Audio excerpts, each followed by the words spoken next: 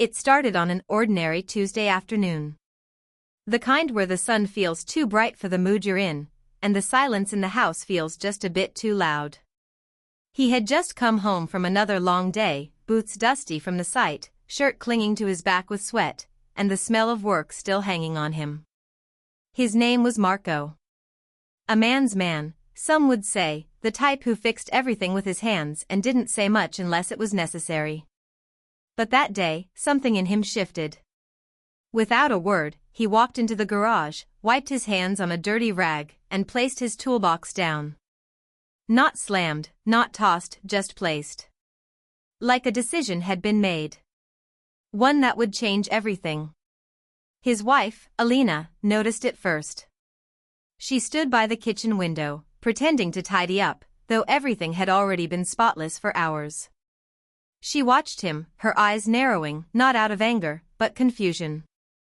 For 10 years, she had known that sound, the familiar clatter of tools being sorted, the hum of a drill, the occasional string of curse words when something wouldn't budge. But now, there was only quiet. Marco didn't head straight for the next project or even crack open a cold one. He just sat, staring at nothing. He said he was tired. She believed him, at first. After all, hard work was what Marco was built on. But tired didn't explain the way he started leaving his phone face down. Or how he suddenly seemed interested in cologne he never used to wear. It didn't explain the odd, lingering texts that he deleted without a second glance. They had built a life together, not flashy, not perfect, but real. They had dreams, bills, inside jokes, and the kind of love that doesn't scream but stays. Or so she thought. As the days went on, Alina started to notice the little things. How he'd step out to run errands and come back smelling faintly of perfume she didn't wear. How he began wearing freshly ironed shirts even on his days off. And then there was the biggest sign of all, the change in his eyes. That warmth, that sense of coming home, had faded. It was like she was living with a stranger who still wore her husband's face. She tried asking. He brushed it off. "You're overthinking," he said, "work's just getting to me." But his hands, once so sure and steady, fumbled when she looked at him too long. He didn't lie like a man who was good at it. He lied like someone who hoped she wouldn't notice. Then one evening, after he came back late and avoided her gaze like it was poison, Alina finally followed him. Not far. Just to the gas station down the road. But he didn't stop for gas. He parked. And waited. And a few minutes later, a woman stepped into the passenger seat. Young, bright-eyed, with a laugh too loud for a secret. Alina didn't cry right away.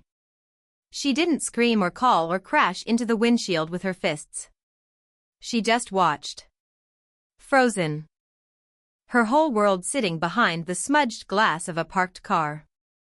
And in that moment, something inside her cracked, not from sadness, but clarity. This wasn't just about another woman. It was about the silence. The distance. The slow, invisible unraveling of something she thought would hold forever. Marco had put down his big tools. But what he picked up instead was something much more dangerous, a double life built on secrets and excuses. And now, the question wasn't just why he changed, but what Alina would do with the truth. The rest of the night was a blur, headlights, footsteps, the sound of her heartbeat echoing in her ears. When Marco walked back in the house later, acting like nothing had happened, he didn't know what she had seen. He didn't know what she had realized. But she did. And what she chose to do next, well, let's just say, this story is far from over. Alina didn't sleep that night. She lay in bed, staring at the ceiling, listening to Marco's steady breathing beside her. His back was turned, as usual. The distance between them had grown so slowly over the years that she hadn't noticed how far apart they had become until now. It wasn't just the cheating, though that cut deep. It was everything leading up to it. The small choices. The moments he pulled away without a word. The way he started hiding pieces of himself, like a puzzle missing the most important parts. The next morning, he kissed her forehead like always, grabbing his keys and saying, "Be back by 6." And just like that, he was gone. Alina stood in the hallway for a long time after the door closed. The house felt different now. Colder. Quieter. She looked around at the photos on the wall, birthdays, anniversaries, vacations. Smiles that now felt like lies. Or maybe they had been real once, before things began to fade. She poured herself a cup of coffee and sat at the kitchen table, replaying everything.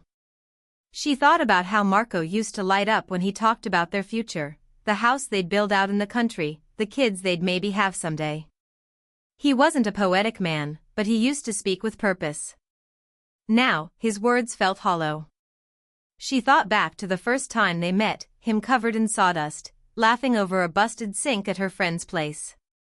That was the Marco she fell in love with. Honest.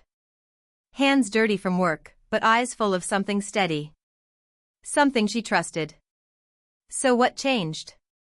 Alina started digging, quietly. She didn't want to confront him yet, not without knowing the full truth. She started by checking their shared accounts. Receipts from restaurants she'd never been to. A hotel charge from a town just 30 minutes away. She remembered the night he said he was working late on a deadline. A sinking feeling started to bloom in her chest. She called in sick to work that week. Said she had a stomach bug, but really, her whole body just felt heavy. She couldn't eat. Could barely think. Every time she looked at her phone, she wondered what she'd find next. One afternoon, she scrolled through old texts on his backup tablet he rarely used. It was synced to the cloud.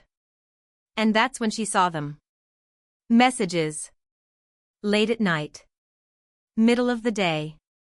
A name she didn't recognize, Tessa. The texts weren't graphic, but they were enough. Flirty, casual, way too comfortable. Can't wait to see you again. Last night was amazing. She doesn't suspect a thing. Alina's hands shook. She stared at the words, numb. There it was. Confirmation. Not just suspicion. Proof. But instead of falling apart, something else stirred in her. Not revenge. Not rage. Something calmer. A need to understand. Who was this woman? Where did they meet? What had Marco told her? Was she just a fling, or something more? Alina kept quiet. She didn't want to alert him. Instead, she started watching him the way he used to watch over their home, carefully, attentively. Every movement. Every call. Every glance at his phone. The way he smiled at messages he didn't share. The way he showered a little longer now. The way he always seemed to have an excuse ready before she even asked. He was slipping away, and he didn't even realize she had noticed. One evening, he said he was going to help a buddy fix a broken gate. Alina just nodded. Take your time, she said, almost too softly. He smiled, almost grateful. He didn't know she was following him. From a distance, of course. She stayed 2 cars back, cautious. Her heart raced the whole way. He didn't turn toward any friend's house. He took a left at a road she'd never seen him drive before. Past the gas station. Past the hardware store. He pulled into a small, quiet apartment complex. Tucked away behind a row of tall trees. He parked. Checked his hair in the mirror. Straightened his shirt. And then, she appeared. Tessa. Younger, glowing, laughing at something he said before even getting out of the car. She touched his arm like she'd done it 100 times. Like it was hers to touch. Alina watched from down the street, engine off, barely breathing. The picture was clear now. But the story? It was just beginning. Because what Marco didn't know was that Alina wasn't going to confront him with anger. She was going to find out everything first. And when she did, he would have no idea what was coming next. Alina didn't tell anyone what she'd seen.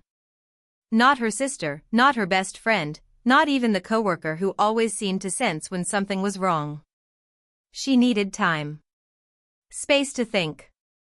Every day she carried the weight of what she knew like a secret she couldn't let slip, not yet. At home, she still smiled, cooked dinner, and nodded along when Marco told her about his busy day. But inside, she was unraveling and rebuilding all at once. The betrayal didn't just hurt, it confused her. How did the man who once couldn't fall asleep without her suddenly find comfort in someone else's arms? She started collecting clues like puzzle pieces. Every detail mattered now. The way his phone always stayed on silent. How he started working weekends, when he never used to. There were missed calls from a number saved under a fake name. She even found a receipt stuffed deep in his jeans pocket, a necklace. Something she never received. It was like watching a movie she didn't audition for. And she wasn't sure how it would end. Meanwhile, she began building her own quiet plan. She created a folder on her laptop, hidden behind layers of innocent-looking files. She labeled it renovation ideas, something Marco would never bother to check. Inside, she stored screenshots, photos, and notes. She wasn't sure what she'd do with it all yet. But it made her feel in control, at least a little. In the middle of her heartbreak, she clung to that feeling. But things got more complicated when she saw Tessa again. This time, it was by accident. Alina had taken a detour on her way home from the grocery store, almost without thinking. She didn't expect to find them sitting on a bench outside a quiet cafe. Laughing. Close. Too close. Tessa didn't seem like the woman she imagined. She didn't look cruel or careless. She looked normal. Even kind. That was the hardest part. It made Alina question everything. Had Marco lied to her, too? Did Tessa even know he was married? That question started eating at her. What if she wasn't the only one being betrayed? So Alina did something she never thought she'd do. She created a fake profile, nothing flashy, just enough to observe quietly. She followed Tessa's page. It was full of sunny captions and weekend getaways, photos with Marco where he was listed only as M. One post stood out. A picture of a key, placed gently in his palm. The caption read, "Finally, a place that feels like home." Alina stared at it for a long time. That's when she realized, this wasn't just an affair. This was something deeper. Something ongoing. Marco wasn't just cheating. He was building another life. A secret life, where she didn't exist. The betrayal had layers now. Not just lies to her, but lies to this other woman. And Alina didn't know what was worse, that Marco had done this, or that he had done it so well. And the scariest part? He still didn't have a clue that Alina knew everything. Alina's heart beat faster with every passing day. The weight of the truth pressed down on her, but she wore her silence like armor. She moved through the house like everything was normal, folded laundry, made dinner, even kissed him goodbye in the mornings. Marco never noticed the extra seconds she spent watching him. He had no idea that behind her calm eyes, she was watching his every move, storing every lie. She knew she couldn't keep pretending forever. But she also knew she couldn't act too soon. Timing was everything now. The closer she got to the truth, the more dangerous the game became. She had learned just enough to know that Marco was planning something big. He had started mentioning changes at work, talking about needing space and how he might take a short trip to clear his head. But Alina knew it wasn't work. It was her. He was setting the stage to disappear. To walk away without fully confessing, without facing the damage he had caused. One night, while he slept, Alina unlocked his phone using the fingerprint he'd carelessly left on the screen. Her hands shook as she scrolled through his recent texts. There it was. A message to Tessa. It's almost done. Just need to finish the talk. No name mentioned, but she knew who that talk was with. Her. The final piece was falling into place. Marco was going to leave. But what he didn't know was that Alina wasn't planning to be a passive part of his exit. She was going to be the one in control. She already knew when he was meeting Tessa next, a weekend trip he claimed was a training session 2 hours away. She had the location, the hotel, even the room number. And as she stood alone in the kitchen, staring at her packed bag by the door, she realized something. This wasn't about saving a marriage anymore. This was about facing the man behind the lies. And by the time the weekend was over, nothing would ever be the same again. Alina waited until Marco was out of the house before she left. She knew his routine now, every minute of it. She drove with purpose, rehearsing what she would say, how she would stand, how she'd look him in the eyes when the truth came crashing down. But just as she turned off the highway and pulled into the small town where the hotel was, something happened that she hadn't prepared for. Tessa was already there, but not alone. Alina spotted her across the hotel parking lot, standing beside a man. Not Marco. Someone older, sharp-dressed, with a firm grip on her arm and a voice just loud enough to carry in the open air. Alina didn't hear the words, but she saw Tessa's face. Pale. Nervous. Like she wasn't in control either. It didn't add up. She watched as Tessa handed the man a folder, thick with papers. Legal documents? Receipts? Alina couldn't tell. The man flipped through them, nodded, and then walked away. Tessa stood there for a moment, breathing hard, before pulling out her phone and making a call. Alina's phone buzzed at the same time. One new voicemail. From an unknown number. She hit play. It was Tessa's voice. I don't know who you are, or if you even know me yet, she said, breath shaking. But if this is Marco's wife, you need to be careful. He's not who you think he is. I didn't know either, not at first. He told me you were separated. That you were dangerous. But I just found out he's been lying to both of us. Alina's grip on the steering wheel tightened. Tessa continued, I tried to leave, but he has something on me. Something I can't talk about on the phone. Please, don't confront him alone. The message ended. Alina sat frozen in the driver's seat, heart pounding. What had she just stepped into? Alina didn't hesitate. She drove past the hotel and parked behind a nearby diner, where she waited until Marco arrived. He stepped out of his truck like he owned the day, carrying a small overnight bag and looking around as if expecting no surprises. But the surprise was already waiting. She followed him at a distance as he made his way inside. 20 minutes later, she knocked on the hotel room door. Tessa opened it, startled at first, then relieved. No words were needed. They both knew. Marco's face dropped when he saw Alina. What are you lied to both of us, Alina cut in, her voice low but steady. Tessa stepped forward. Tell her everything, Marco. Now. His eyes darted between them. Panic flickered.